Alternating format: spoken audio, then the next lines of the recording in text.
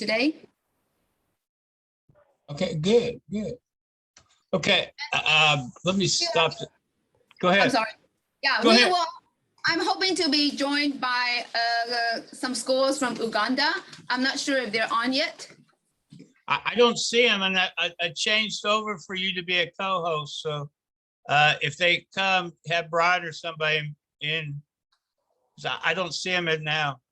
Okay, I'll be connecting from another computer just in case. The student in charge is missed the queuing of coming in button.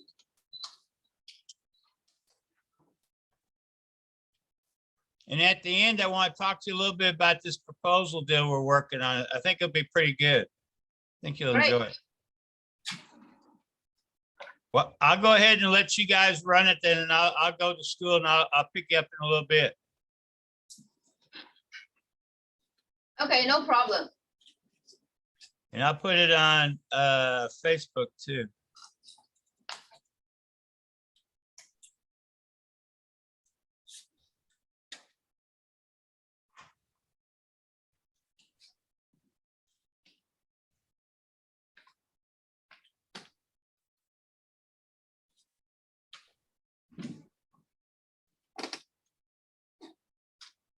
Okay, so while we're waiting, we are going to do a quick overview of today's session. First of all, we will have the students at Affiliated High School of Zhong University, which is our site here, do a quick presentation on the food and culture, which is noodles and louder. Hakka fresh noodles and thick rice noodles. Yes, and then we will go over to Taoyuan, the Vocational School of Agriculture and Industrial. Okay.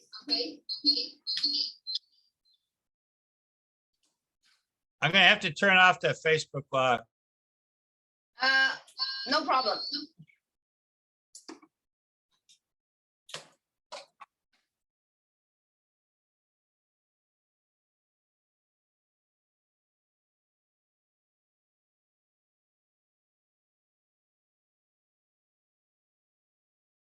Go ahead, because I turned off the other too much sound in the background.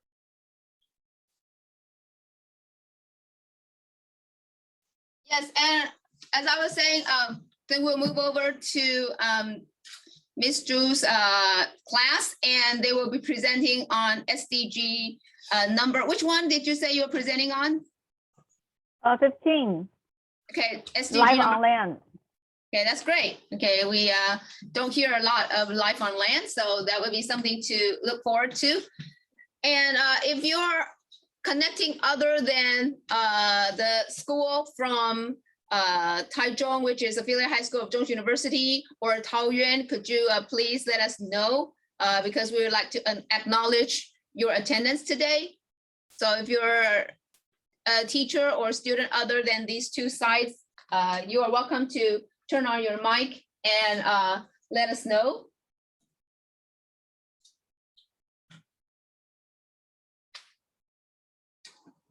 So another teacher, Miss Liu, is that also at your school? Yeah. She's from our horticulture department. Okay, great. So we have 3 teachers from your school. Yes. Wonderful. Okay. So perhaps you can introduce a bit about yourselves, the 3 teachers, to everybody. We will have other schools live streaming. Okay, sure. You want us to introduce? Yeah. Briefly. Okay. Okay, maybe Gina, you want to go ahead? Oh, yeah. Oh, Hi. okay. I've always been glad to be part of this, and thank you, Mei, for always welcoming us and inviting us. Thank you. Language as well, right? Okay, so I can continue. Okay, yes. And I'm Gina. She also teaches English language, right? Yeah. I'm an English teacher here. Thank you. Yeah. And I'm Gina. I'm also an English teacher, and I'm also the staff. To organizing the international education exchange things at school. And we are very happy to have this opportunity to come here. And I'm sure we can learn a lot from you. Yeah. Yeah, thank you, Miss Zhu. Miss Zhu is the program director for her school. And also Miss Liu. 玉妮，你要我们帮你翻译吗？好，你帮我讲就好了。哎，你可以讲中文吗？我可以讲中文。妹妹她可以讲中文吗？可以讲中文，但是我们会翻译，因为后面会有其他学校会看，其他国家的。OK，so no problem。哦，好，我是刘玉妮，我是北科附中园艺科的老师，这次就是参与计划。要一句一句停吗？没关系，那我们那个 Miss Zhu，你要停的时候，那个组长你要我们帮忙翻是不是？好 ，OK 啊，那玉妮讲简单一点哈 ，OK 好来。我是负责学校树木的部分，希望在树木的保护地方有一些贡献，所以现在正在参与 Gina 的计划。Wow, welcome. Gina, go. Okay, and Yuni is the teacher from horticulture department, and she's now teaching the trees conservation the subject, and she's very she really wants to do some contribution for the school or for Taiwan to conserve trees, and that's because we are going to introduce the SDGs 15. So that's why she's here to help the students. 希望在这边跟大家一起学习，谢谢。Okay, so she hopes that she can learn something from here. Yes, thank you. Welcome aboard. I actually, because you mentioned your specialty and what you teach, I also have another program that I will later, maybe I will forward the information to Miss Zhu, because I think it would be of immense interest to you. It's also permaculture. I don't know if you know about that, because it's another project that we are working on. So I think you would be interested in that information. 所以我那个会后我会再给那个朱组长那个资讯哈，有另外跟你的科技直接相关，非常直接相关的。哇，太棒了 ，That'd be great. Yeah. Okay. So I think this is great because we're working up a even greater network, so that everyone from different parts of the world can work together to make this world a better place, either through connecting in teaching and learning, and also implementing the SDG projects. Actually carrying the words into deeds, all right? Okay, so let's see. Do we have other teachers that we missed out? No? No. The others are students, right? Yeah. Okay, right. So I guess we can begin with our presentation. Our presentation is quite short, it's brief, and it tells a lot about, you know, how the rice dishes, the special kind of rice dishes that are unique to Taiwan. Hello, everyone. We are students from Affiliate High School of National Zhongxin University, Taiwan. I'm Amanda. I'm Jason. I'm Brian. I'm Alice. I'm Josh. Today, we are going to talk about Hakka Flake noodles and thick rice noodles. Hakka is the second largest ethnic group in Taiwan and comprises about 15 to 20% of the population. In the past, food was not easy to preserve, especially during wartime. So Hakka people created many kinds of processed food, and Hakka Flake noodles is one of them. It looks like a stack of tiny towers. So Hakka people call it 面趴板. Hakka Flake noodles are chewy, a bit like Italian lasagna. It tastes very delicious. I love it very much. Next, Jason will talk about the ingredient of Hakka Flake noodles and how to make it. Thanks, Amanda. Here are the ingredients of Hakka Flake noodles. Rice, 160 grams, tapioca starch, 20 grams, vegetable oil, 3 grams, salt, 3 grams, water, 300 grams. Here are the instructions. Step 1, grind the rice into powder. Step 2, stir together the powder, tapioca starch, water, and salt, and mix them well. Step 3, put the content into the rectangle tray and add the vegetable oil. Step 4, steam the content in the tray for 8 minutes. Step 5, wait until the content cools down and cut them into several long pieces. Then the Hakka Flake noodles are done. Next, Ryan will introduce more about the Hakka Flake noodles. Thanks, Jason. The most famous place to buy Hakka Flake noodles in Taiwan is Xinpu and Meinong, two towns located in Hsinchu and Kaohsiung. We can buy a bowl of Hakka Flake noodles for 40 to 60 NT dollars each. There are many kinds of Hakka Flake noodles, such as flake noodle soup and fried flake noodles. The flake noodle soup consists of pork shades, mushroom, carrots, garlic chips, and chicken broth. I think it is a good enjoyment to have a bowl of flake noodle soup on a cold winter night. The main ingredients of fried flake noodles include onion, small shrimp, cabbage, soy sauce, and sticky soy sauce.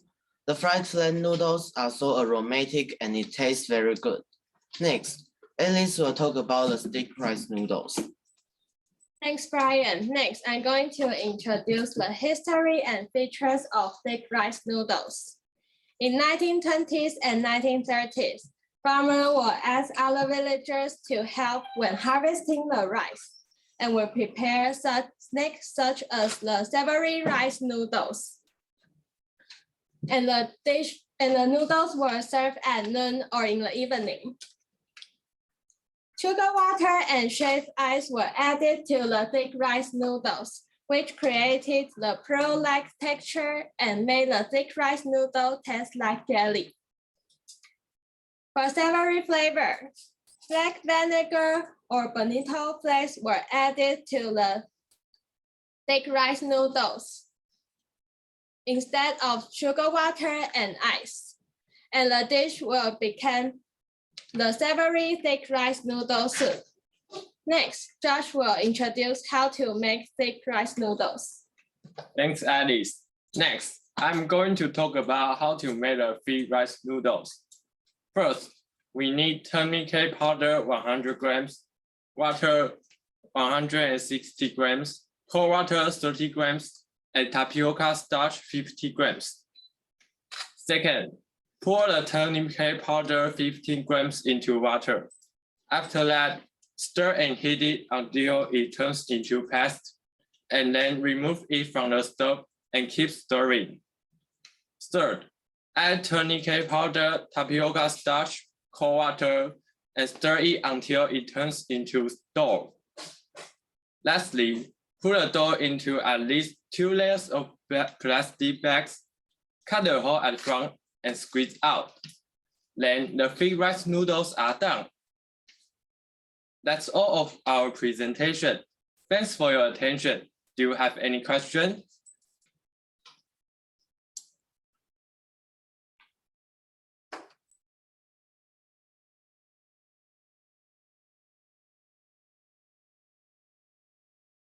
Sides about our presentation?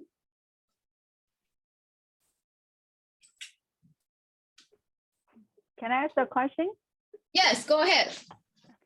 I'm curious to know what do you eat in Tai Zhong? I know there are many kinds. So what about, is there any special dish like this in Tai Zhong? You mean related to rice dishes? Yeah. I mean, you know, I know that in different counties in Taiwan, they have different, you know, ingredients or recipes. I'm not sure what you have introduced is kind of a Tai Zhong style? Anybody? No? Yeah, Howard? Taichung is also famous for the fried noodles and the Dongquan chili sauce. Yes, I like Dongquan chili sauce a lot. When I eat the rice or I eat the spaghetti, the fried noodles, Taiwanese fried noodles, I will also add it, or the breast pork rice. Okay, very good.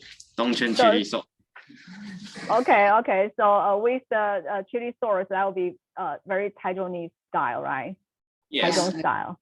Very Thank famous. you. Thank you. So Thank you for the recommendation. it's not spicy. It's actually sweet. So for me, it's not really chili. It's a sweet, savory sauce. Yeah, sweet savory sauce that you add to. Is it common to find in found in Taichung?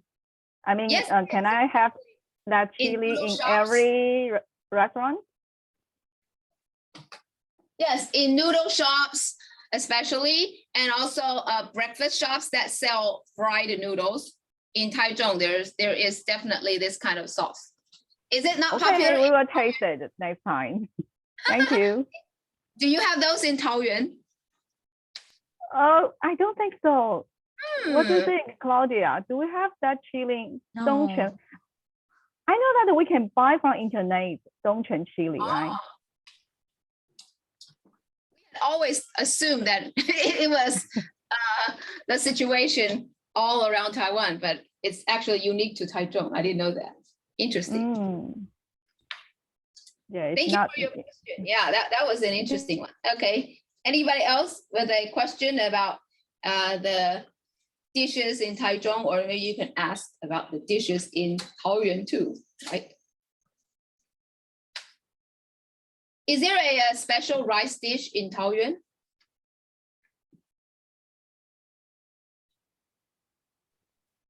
We have many Hakka people living in Taoyuan, so I think it's very common to have Hakka dishes. Yeah, so the Flake noodles that you introduced is quite familiar with us to us. Yeah. And yours would be, if your students did the presentation, would probably be more authentic, because that's what maybe next time we can try. We can compare the difference. as But your I think Hakka culture is also one of the special things in Taichung. I think you also got some Hakka people, right? Yeah, Dongshi, right? Yes. But I think it's a little bit different, right? It's a sometimes the cuisines are different. And the speaking accent. Oh, okay. And the language, yeah, the accent is a bit different. Interesting. So the noodles you talk about was kind of universal everywhere in Taichung, not just in Hakka towns. Is it true? I think there are also they also sell these kind of dishes in noodle stands, right? Yes. In Taichung City. So we didn't know that it was unique to Hakka. So people probably just think it is also part of the large culture. So in Taichung, we have I guess we would say a variety, cultural diverse variety of food that we didn't actually think about, that it was a certain culture before, or ethnicity. Yeah, all the foods are just blending. Yeah, that's right. Any questions? I have a question. Yeah, go ahead. How often do you enjoy the Hakka noodles? In Taoyuan? In Taichung. In Taichung and Taoyuan, right? Okay. Yeah. So, how about you? Because I live in Miaoli, so I about it twice a month. Twice a month? Yes. That's not very often. But sometimes we eat twice a week. Sometimes maybe our neighbor will send some fresh noodles So They make it themselves? yes. Oh, that's so- nice. So if your neighbors make some noodles and they will share with you, you can eat more often, right? Yes. And you're from Miaoli, so she is a long way from home. Anybody else? Do you eat flat noodles? How often? Maybe like once a week? No? Once a month? Maybe? Maybe. Maybe once a month, once or twice a month? Twice a month, okay. How about in Taoyuan? How often do you eat the flat noodles? Can I ask some of my students to answer the question? What about Jacob? How about you? How often do you have noodles? Me, how often do I have noodles? Yeah.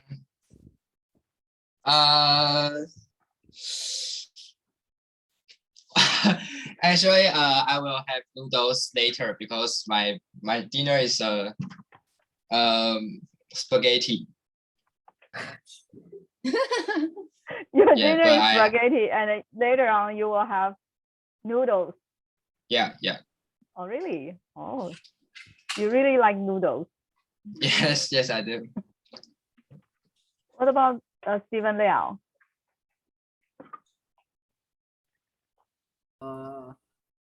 At school, I seldom eat noodles. I usually eat the breakfast. You have noodles for breakfast?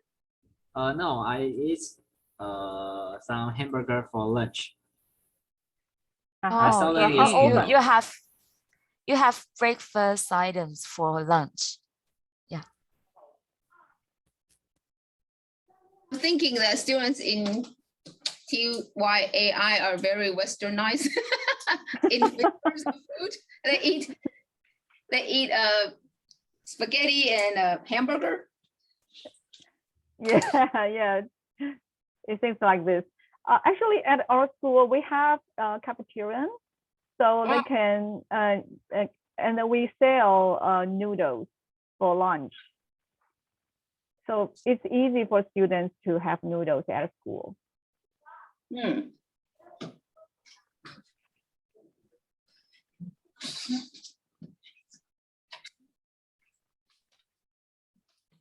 Jojo, you need to stop sharing. Yeah. What did I just do? What did I just do? Wait. Okay, did you change the format or something? Okay, right. Okay, so any more questions regarding this topic before we move on to your SDG number 15? If not, okay, then thank you. Thank you very much for your sharing. Let's see, if we can have your student or your teacher share the content now. Are you able to share? Yes, we are.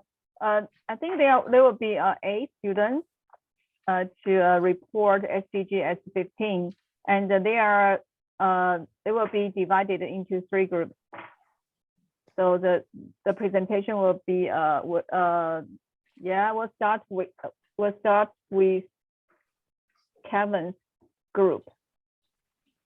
Okay, not a problem. Yes, we see your presentation slide now. Great. Okay, good evening, everyone. My name is Kevin, and we are from TYI. And today there will be 3 groups of the presentation on SDG 15. And now we are group 1. My partners are Stephen and Jojo. We will start with introduction to SDGs 15. Okay, this is our outline. The first one is what is SDGs 15, and next is what has Taiwan done, and next is what can TYI do now. And what is SDGs 15? SDGs 15 is mainly about the life on land. We have 4 targets to reach, and the first one is to measure forests, and second one is to combat desertification, and third one is to hold and reserve land degradation, and Last is to halt biodiversity loss. And next, let's welcome Stephen.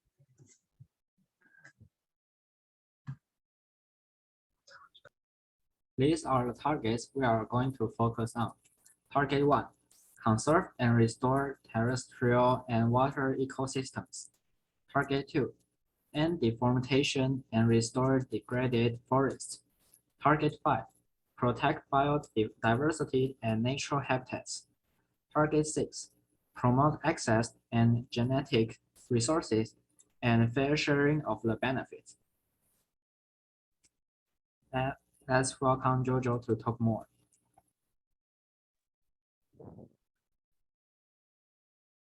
Here are some examples. The first and second ones on the left are Tai Zhong National Park in Taiwan and London's Thames Barrier Park. These two parks were dirty and the second one was the industrial area. But now both of them are important habitat to diverse life on land. The third photo shows the trillion trees planting plan. And the fourth one shows seedless watermelon genetic modification, which benefit us because of the diverse genetic resource. Next, JD will tell you more.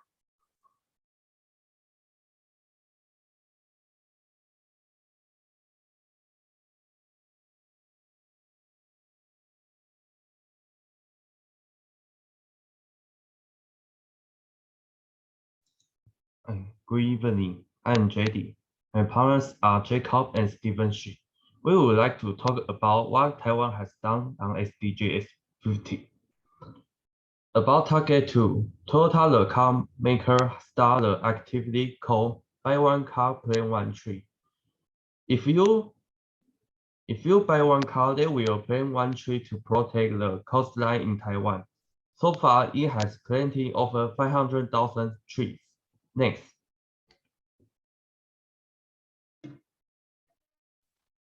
This girl is Wang Shenru. To protect our environment, she made a proposal when she was a senior high school student.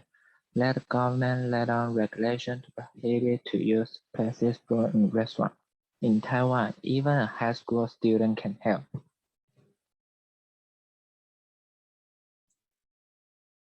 Next one.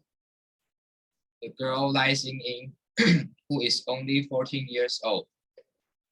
She contributes to the conservation of the purple crow butterflies and protects their ecosystems in Taiwan. And let's welcome next group.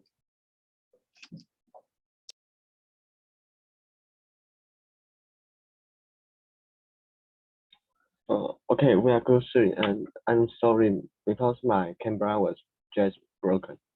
Okay, good evening. We are good soon, and my name is Hank. We are going to introduce what TYI can do with SDGs 15 with my partner Ian. TYI is located in Taoyuan city center. Taoyuan is a big city. The population is at about 415,000.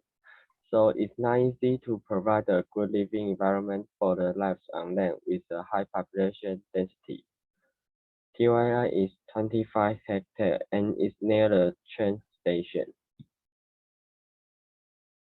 In TYI, because of the big campus, we provide a very good living environment for animals and plants in the city. As you can see in the picture, there are lots of living creatures like squirrels, owls, five-colored birds, and so on.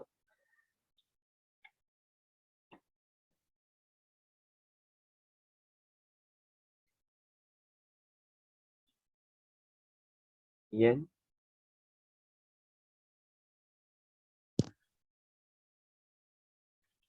My microphone open. Our campus is a rare green space in the city, and it's full of different plants. There are more than 150 species of plants in TYI. To keep the genetic diversity, we have greenhouses and gardens collecting specimens of plants. And now we are working hard to achieve our goal to become an environmental education center where students and citizens can see or experience the biodiversity on land. And hopefully, they will know the importance of conserving biodiversity and take actions afterwards. This is our presentation. Thank you for your listening. Does anyone have questions? Is there anyone who has questions to ask them? So anyone with a question? Okay, Howard. And also we welcome the students and teachers from Uganda. I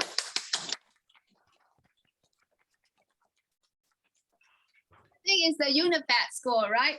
I believe, and they have very wonderful students there. They are very hardworking, and they also have been implementing a number of SDG projects too over there. They are very wonderful students. Okay, Howard, your question first. So I want to ask that you mentioned about what Taiwan and what TYAR have done on the SDGs 15. So are there any examples that the Taoyuan city paying effort to move on the SDG 15, the land on life on land, like the animal protections or others policy? Can we have a group too, JD? Can you answer questions? Is there anything that Taoyuan City has done? Let me think.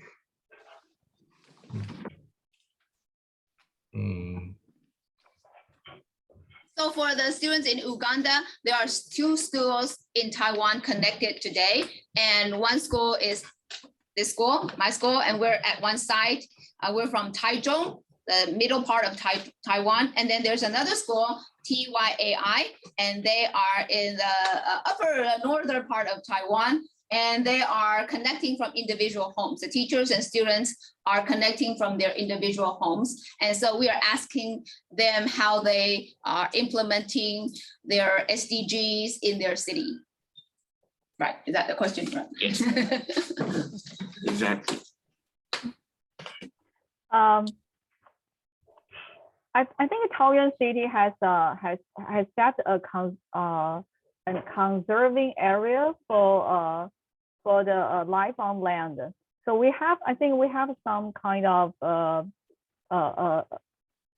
park, our reserved area. So we cannot build buildings, or so the buildings cannot be built there, and so we can have some natural plants, or so we can conserve some plants or animals there. I think we have this kind of area set. Yeah. So limitations of constructions, especially yes, skyscrapers, right? Yeah. But I'm not sure where it is, so maybe we can check it and give the information after the meeting. Yeah, I've thought of a place like near the ports. You can ride the bike with all the trees around you on both sides, and that's kind of like a hallway. I think there's also one in Tai Zhong, right? Yeah, with a lot of trees, and you can ride all kinds of bicycles there. I think it's in Nantou, the GG. Oh, really? Yeah. Yes. So it's the green tunnel where you can ride your bike through. Neighboring. Close to Taichung is our neighboring county. We've got ours called 新屋吗？新屋绿色隧道. Is it? Single green tunnel. Okay. Yeah. Did you say it's in Nantou County? The GG green tunnel is Nantou County. Okay. Good. And I'm also curious about the Taiwan biggest international airport is in Taoyuan, right? So does the airport really hurts or interrupts the life on land? Oh. Yes. So any problems from the airport, which causes negative influences on the life on land. So maybe, I don't know, birds in the sky, trees, other plants, other animals. Being distracted by the loud noise. Oh yeah, and any living creatures being disturbed by the loud noises of planes taking off and landing. I think 玉妮 knows a lot more than us. 玉妮那个航空城对我们是如果在这个议题上面是好处多还是缺点？航空城哦，因为桃园很大，所以我们现在 focus 都在我们学校这边。那航空城那边，航空当然是对生态环境有影响啊，但是又必须权衡经济跟生态关系，我们要在中间求取一个平衡，所以也不能说为了那个生态就把飞机场搬到我们都到不了的地方，所以就在其中取了一个平衡这样。Yeah, we kind of just need to strike a balance between economic growth and the conservation of all the environment. Yes, and also according to Ms. Liu, Taiwan is actually a very large, place, and so mostly you are concentrating on the areas that you live right now, the protection of environment. But with the places at the airport, there is more assessment to be done because you also need to think about, the economic development as well as environmental protection. All right, thank you very much. Thank you very much. So do we have students from Uganda who are also interested in, sharing what you have over there with the protection of environment, because we have heard in the past of wonderful projects that you have been carrying out.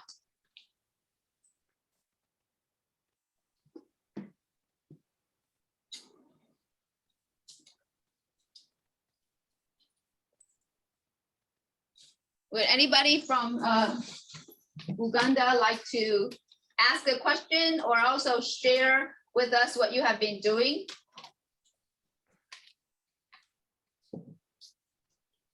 And also remember to turn on the mic.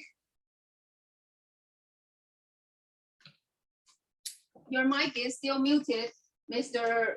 Kenneth.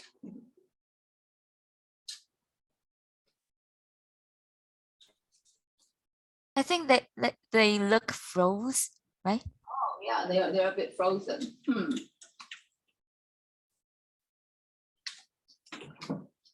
Yes, the internet is kind of tricky over there. So, okay. But in the past, we have had a connection with them and they are working towards a number of projects. For example, I believe one of the students made paper bags from the paper that she collected, and she made them into paper bags. So in Taiwan, we take paper bags for granted because whenever we shop at, clothing stores, you get a bag and it's free. But in Uganda, they were able to recycle the good paper and also make them into separate types of paper bags. And they are able to also sell them and also bring in some income for the family, which I thought we all thought it was wonderful. And one of the students also showed us how to make the paper bag from scratch.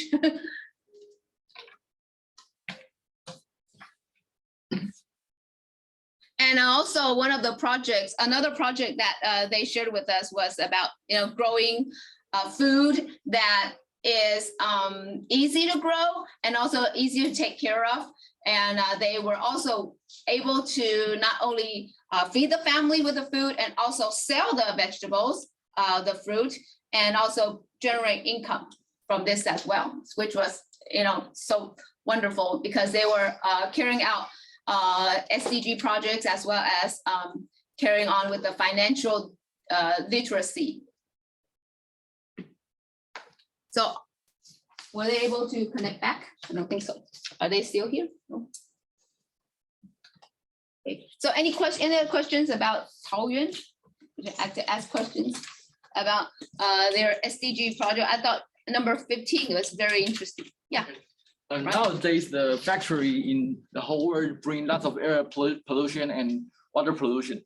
And sometimes the government did not work efficient. So my question is that how can the students do to protect the land, to protect the life and protect our habitats?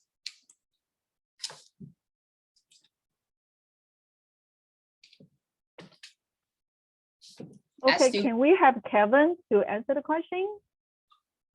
How can we students do to protect the the life on land? I think just do this around our life. Just if we people see a child, he hit a little animal or some worm, we have to told it. This is not a good behavior to do it. And if we have to preserve some plant, we can build the plant or flower to just make this environment better. Okay. Okay, thank you. In Taiwan, yeah, go ahead.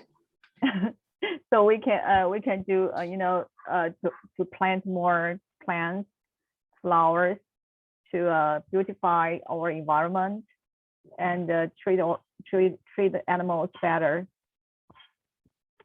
Yes, in Taiwan, we can work on the plants.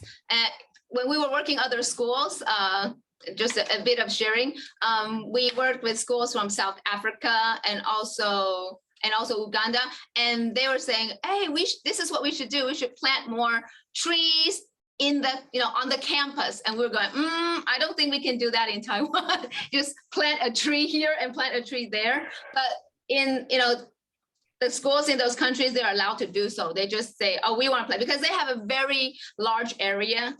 And so and it's no big deal to plant a tree. I mean, actually, they're encouraged to plant trees on their campus and also, in their neighborhood. So they can just, spontaneously decide to plant a tree here, plant a tree there, and then it's encouraged. So I know a few years ago, South Africa said, oh, let's plant a tree together.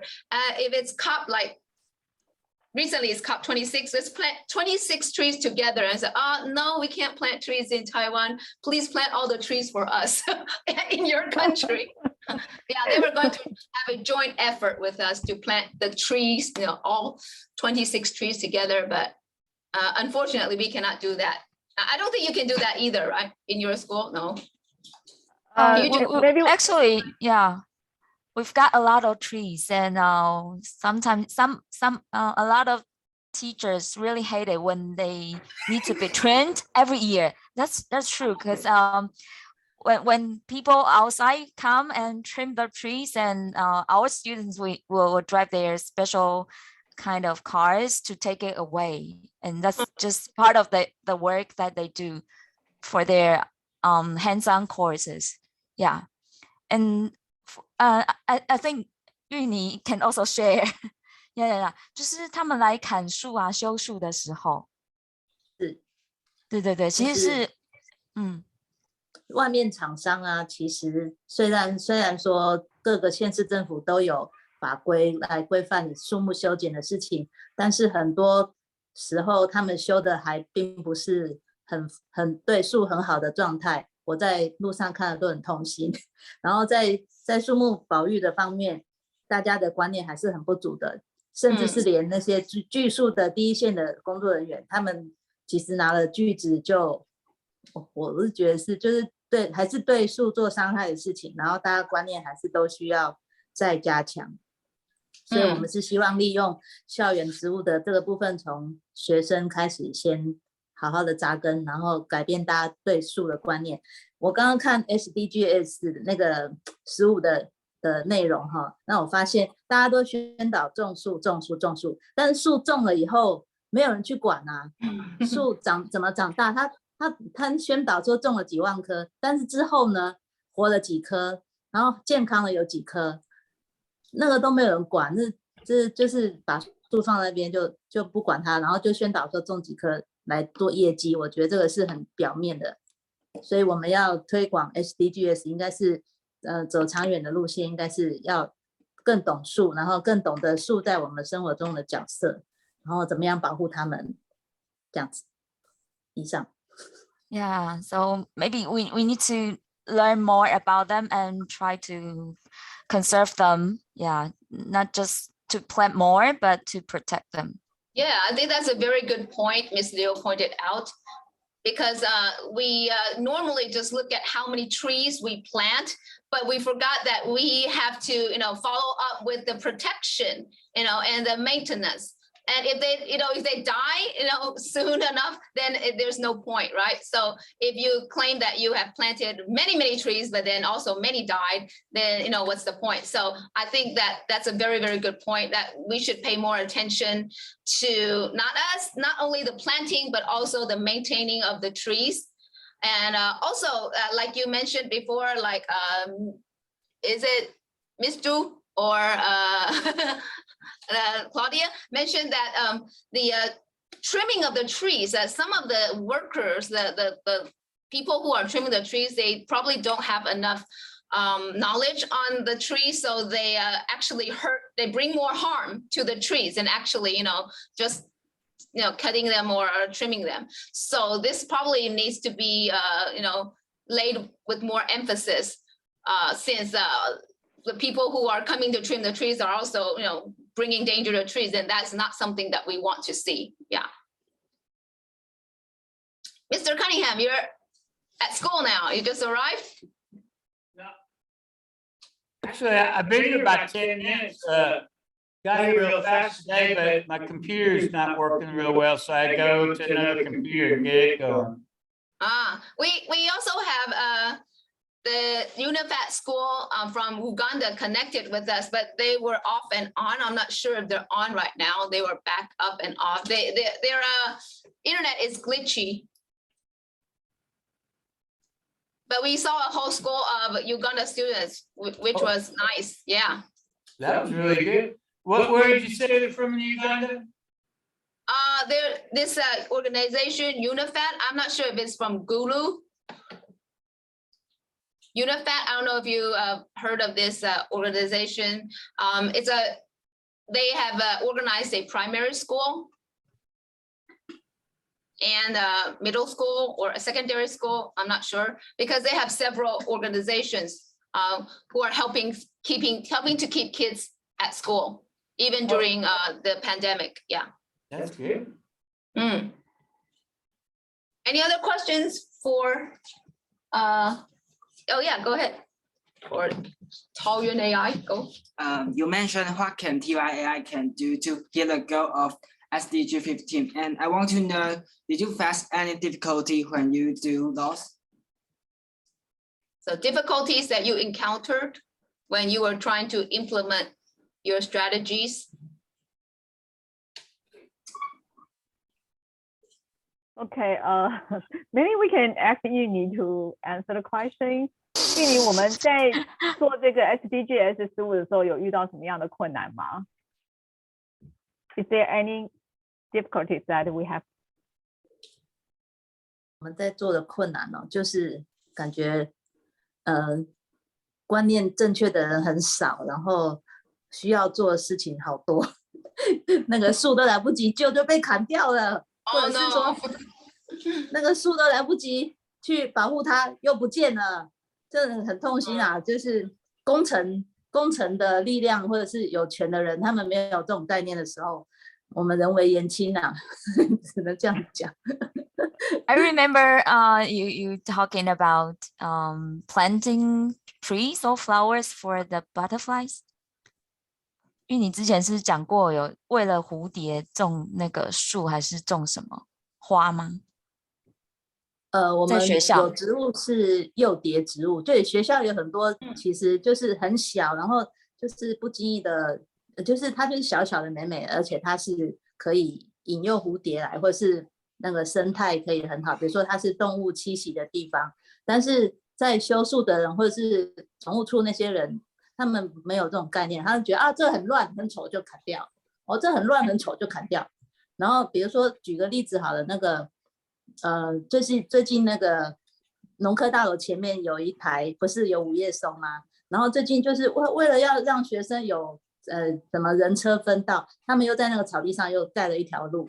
那其实那个路是很不必要的，但因为他做的那条路又伤害了很多的，就很多植物又不见了，然后那边土底下的那个土壤也都被改变了，甚至有一棵大树因为这样死掉了啊！这怎么说呢？我们都来不及保护，他们就又被伤害了，这样，这是我们觉得很难的地方。So teacher Liu, she teaches trees conservation, the subject, and she mentioned about the problem. The biggest difficulty that we have now is that the person who is in charge of the school doesn't have the concept of trees conservation. Yeah, that'll be the problem, because when the people who are in charge of the school, when they are designing the school campus, they don't know the trees are also very important treasure for the school. So sometimes when they are going to they plan to build something, they just cut down the trees. So that's very it's really so teachers cannot help for that. So so we try our best, but we just try. But maybe the education is very important. Things we can. I think the decision makers need to be exposed to more education, because like you said, they just think, oh, this is a tree that gets in the way, let's just cut it off, let's just chop it off. It's not good enough because it gets in the way of somebody's view, or just chop it off. But they're causing more harm. And by building some artificial paved walk, it's totally unnecessary, because you can still enjoy the nature without these artificial pavement, right? And so for the teachers who actually know more about this, it's really such a pity, because it's bringing more harm than good to the nature, right? Yay, we have the UNIFAT back. Hello. Welcome. Thank you. Yeah. Would you like to say something like the things that you did before? We were hoping to hear, some of the great things, the projects that you carried out, if you can. Yeah, I would like to say something about it. Yeah, my name is Dean Hayden, and I'm going to share with you on how the liquid soap making project has helped to promote SDG 6 water and sanitation. At school, we started the liquid soap making project before the COVID-19 lockdown. When the president called for a lockdown, we sold our liquid soap to the community. I myself have learned a lot because I had gained some skills, and I can manage to teach other people on how to make it. This liquid soap was also used for washing hands, cleaning other places, and so on. And with this project, we can finally maintain a proper sanitation. Thank you. Let me invite my friend, Solomon, what he has to say. Thank you. Hi, my name is Paletwet Solomon. I'm in Primary 7 at Unified Primary School. I'm going to share with you about our liquid soap project as we try to promote SDG 6, which state water and sanitation. Before the COVID-19 lockdown, we initiated the liquid soap project at our school. And when COVID-19 hit Uganda, we continued with making it and selling it to the school and outside community. To us, this liquid soap helped us a lot during the lockdown. We were using it mostly for cleaning the latrines and washing our hands for protection against this pandemic COVID-19. And right now, I am in position to teach other students also how to make liquid soap, because I've acquired the knowledge from this school now. and I can buy the ingredients and teach other students because I know the knowledge now. Thank you. Let me invite my friend Jessica to share with you her experience also. Thank you. Hello, my name is Akanya Jessica. I am in primary 7 at Unified School. I would like to share with you about the Solar Power Digital Lab. Because of this Power Digital Lab, we were able to initiate the school e-news to spread the positive youth voice so that they are heard all over the globe. Thank you. Let me give this opportunity to my friend Dominic to share with you his experience. Hello. My name is Dominic Honesupkello, and I'm a pupil at Unified Primary School.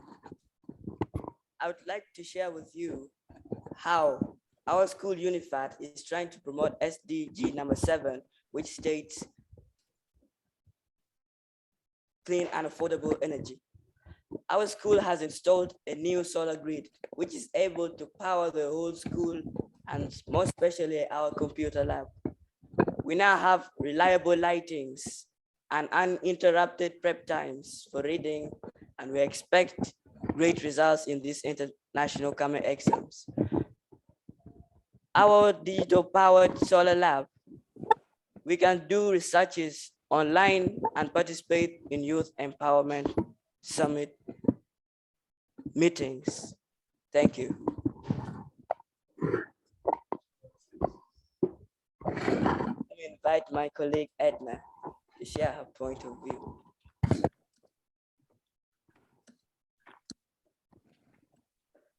Hello, my name is Amanya Edna Abigail, and I would like to share with you how the solar lab has benefited us and the community around us. With this solar power, we are able to promote SDGs like land on life and climate action because trees are cut down for poles for electricity. But with solar energy, we don't have to do that. And cutting off poles, sometimes the trees are for the animals in the bush. And when the trees are cut off, it involves rain formation. Thank you.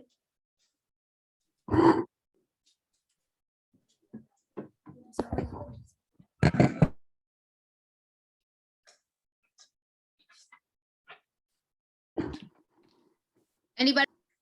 Okay, go ahead. Oh, I think that's all of us. Excellent. Thank you.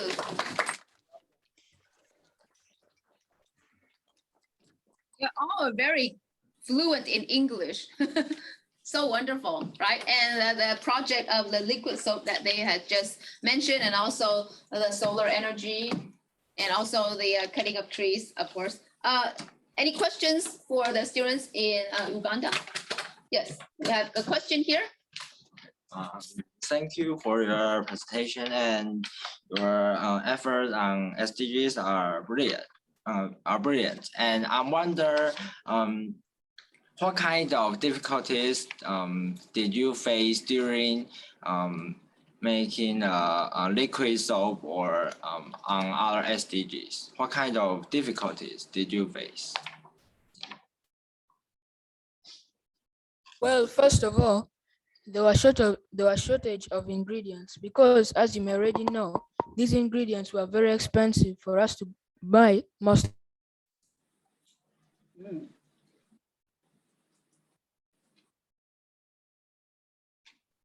Frozen again. Yeah, they're frozen, so maybe we have to wait a few seconds. But does anyone know the liquid soap ingredients? I'm just wondering. I've never made any. Yeah, I also wonder how they make it. Yeah. And who provided them with all the ingredients? Yeah, and they mentioned that the ingredients are quite expensive. So the difficulty is like getting the expensive ingredients, and so that when there's the capital or the you know, the net of the price will go up, right? And are there any non-profit organizations involved to help them, or any? Yes. Yeah. That's the part of the project that we're into. So we're helping. Oh, yeah. Like our school is also helping the nonprofit organization to help them. Yeah. Yeah.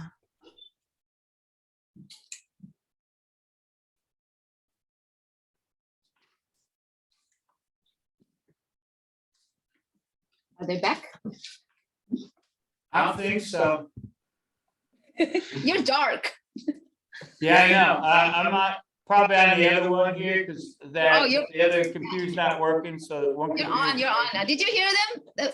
Yeah, I heard them very good. We have a lot of people making liquid soap here too, especially back during the epidemic. They made the liquid soap. They made the hand sanitizer. Wow. Evidently, it's very easy to do, and it's really effective. And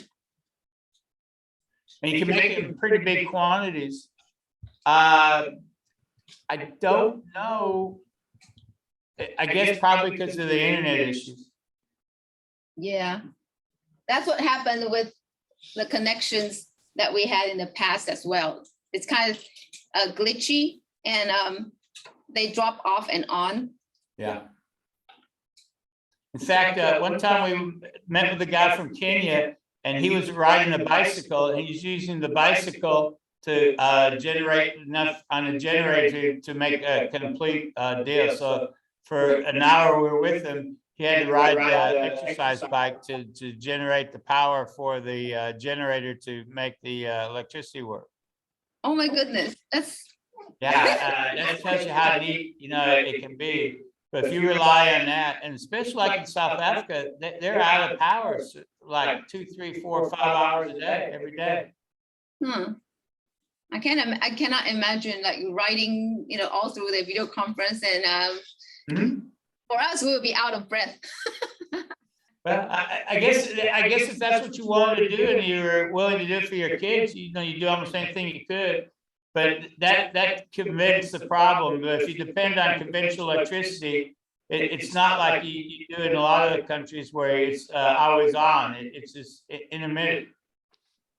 Yeah, I think we take things I think a lot of things for granted here. It's like, oh, we just turn it on and everything, just has to work here in Taiwan. And we forget that in parts of the world, there are people who are actually, they cannot have this instant connection right away. Right. And, it's really crazy. Like in the past, we used to be hooked up with a bunch of schools in Afghanistan and like 40-something schools in the Ukraine, and none of those can join us anymore because of different reasons. So it's a very strange situation we live in.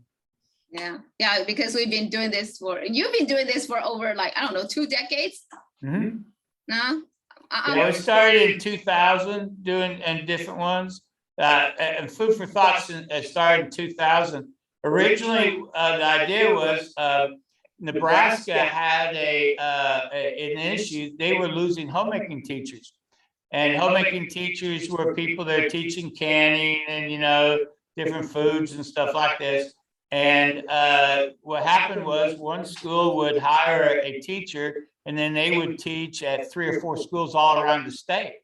And when I heard that, I said, well, I got a hold of a couple people, and we started going in with them. So once a month we could bring some of the once a month we could bring some of the different schools into play. So we learned about canning, we learned about everything else. Finally, they just did away with the entire program. So it tells you how education has changed here in the States. Yes. And we joined you in 2006 or 7, somewhere around there. So it's almost 2 decades for me too. And you wanted to tell us about, the new Armenian project? Yeah, I did. We're making a really, really cool proposal. That letter that you had written to email you had addressed to Arpine got me thinking a little bit. we've been very, very successful. Well, I say successful, but we've had several students who've been extremely successful doing the ABC classes. And it was kind of interesting was that the fact is that they didn't really know too much about Armenia beforehand. And most of the students I have are not English native speakers. So then I started thinking, well, it is very difficult for everybody. And maybe if you live in an area where they don't speak English at all and you're still trying to learn English, it'd be even more difficult. So what the concept would be is that we go to a project-based learning situation, and we would have 22 projects throughout the year. There would be 9 food for thoughts. And the food for thought, what we're trying to do is make sure that everyone participates in all the activities. We're having some hit and misses. I know this year because of COVID's kind of taking the toll on different things, but trying to continue. We would theme out the deals like we're doing right now, but then it would be featured. We would get from the ABC, they would give us somebody was in the food business from Armenia, or a restaurant here in the States or someplace, or in the diaspora. And they would give us about a recipe. So let's say we're talking about bread, they would be talking about how they could make some Armenian bread or rice or whatever dish that we were talking about at the time. And then the students would still do their deals at the time. They turn them into me, and they would get grades, and the grades wouldn't be difficult or anything, just trying to do that. And it could be projects like you have like 5, 6, 7 people together on the project. We would take attendance and give credit for the people. Okay, then there would be a monthly museum visit, and there would be museums from part of the show would be museums from the Armenia or whatever that could be live, and they'd open up and you get questions. And then parts would be people would send in about museums in their local area or regional area or national area, and the students would do a project and then turn in that. That would be once a month again. And then there would be 2 in the fall. There would be 2 like presentations. We'd have guest speakers, and then the students would do a corollary type of project, and we'd go with the guest speaker. In the fall, we were going to do one for Christmas time about Christmas customs and Christmas traditions, or New Year's traditions, and festival traditions. It's not Christmas. And then they would have a deal all about Armenia and Christmas and that. And the other one would be about foreign policy, especially the U.S. foreign policy towards Armenia from 1918 to 1920. We had a very duplicitous foreign policy, much similar to what's happening in Ukraine today, I guess. We say one thing, but not really doing too much of the other. And we have some experts talk about that. And then we would have the students would do a project about foreign policy, with their country involved. I think it makes some sense. And then in the spring, we'd have one on the Armenian genocide, April 24th, 1915 to 1923. And then we would have, another part would be,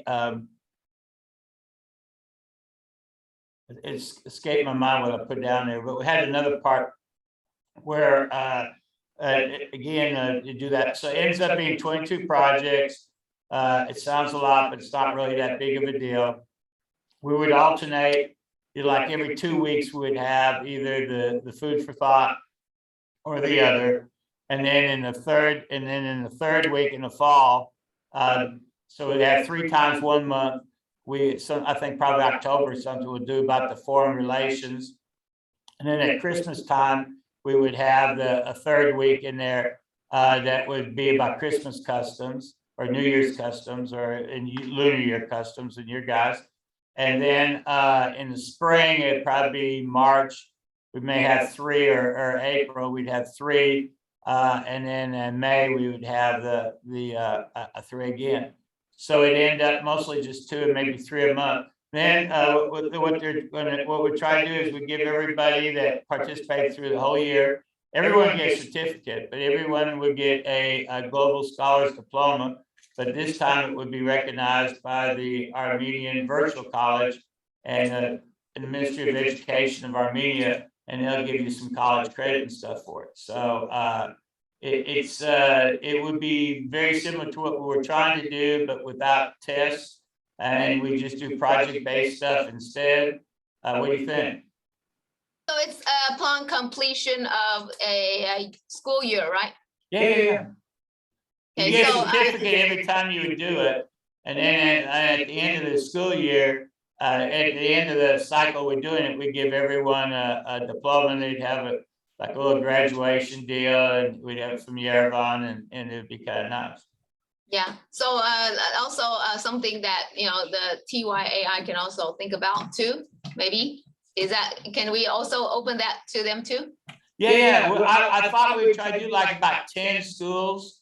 Okay, You yeah, know, sure. just start out the first year with about 10 schools. So if anybody we could do, you know, that's fine. That's not a problem.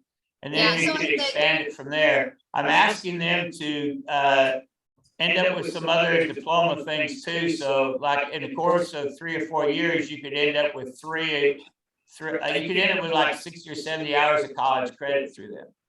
Yeah, so they're trying to, you know, give us an opportunity upon completion of a year's commitment of the projects completed. Then they would have a certificate for the student. I thought that was great because it would be an international, you know, joint effort of, you know, recognition for the students. Yeah, you'd have a piece of paper, and it'd be the college would give it to you. The Armenian Ministry of Education, hopefully, you know, would approve it. And then you could transfer it for, you know, to get transcribed for some college credits. And it's better than just a sheet of paper by itself. So yeah, you get everything that you want, and then we could continue doing this, but then we'd have a continuation of some kind of continuity with some kind of quality control in it, and with some sponsorship. So thank you so much for mentioning this to us. Where our students and the teachers from Uganda are leaving, would they like to say a few words before they leave? I don't know if they have left yet. No, they're back. Yeah, we wanted to answer the question that was posed first. Yes, Stating go ahead. the problems we had during this pandemic and the making of liquid soap. Yeah, one of the problems were there was this lockdown here, which prevented free movement of people on the streets, which made the transportation of the ingredients very difficult for us. Either way, we did it, and we're still practicing that project. Wow, so proud of you. So the limitation of transportation of the ingredients also made it difficult too, and also the expensive ingredients. Yeah, ingredients becoming more expensive. Excellent job from UNIFAT. And also, perhaps we could have more of you. You're joining us on this monthly food for thought programs like Mr. Cunningham was mentioning. So I will send the information to you, and I will also give you his link of the projects, the monthly projects. I can also email you the monthly dates we have. But for the remaining remaining dates of this year, we have today, one in April, one in May, and one in June, right, Mr. Cunningham? Okay. So the UNIFAT students need to be leaving, I think. Are you leaving soon? No. Yeah. Okay. Well, thank you for joining us. Okay. And actually, we're also ending this session right now, right, Mr. Cunningham? Yeah, whenever you want to. Okay. And thank you so much for letting us know the great, announcement for the new launch of the project. And we will keep that in mind. I'm sure that would be much more attainable than the previous one, because in Taiwan we're already loaded with a lot of work, with the students trying to scramble up English writing.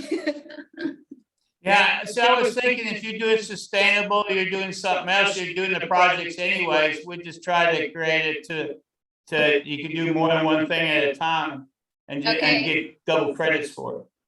All right. Thank you so much. Thank you. Thank you, Bye. everybody, for joining us. Bye-bye. I see you.